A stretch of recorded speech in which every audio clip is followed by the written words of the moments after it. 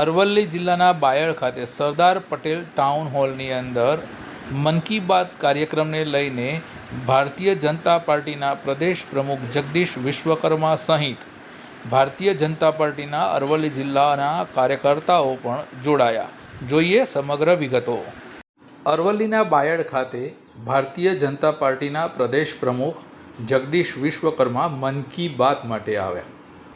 પણ જેમ તમે દ્રશ્યમાં જુઓ છો, આપણે લખ્યું છે કે કોને થયો ફાયદો અને કેવી રીતે થયો ફાયદો. જગદીશ વિશ્વકર્માના આવવાથી કોને કેવો ફાયદો થયો એની પણ વાત કરવી છે.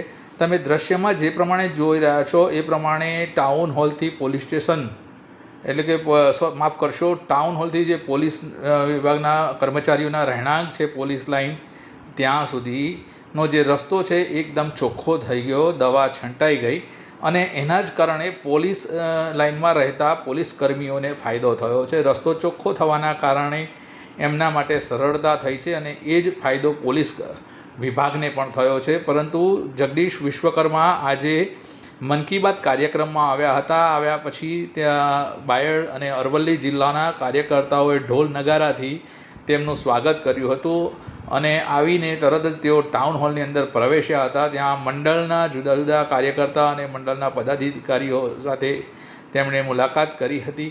ત્યારબાદ જે કાર્યક્રમ બન્યો તેમાં જગદીશ વિશ્વકર્માએ મન કી બાત કાર્યક્રમ બધાની જોડે બેસી અને નિહાળ્યો હતો.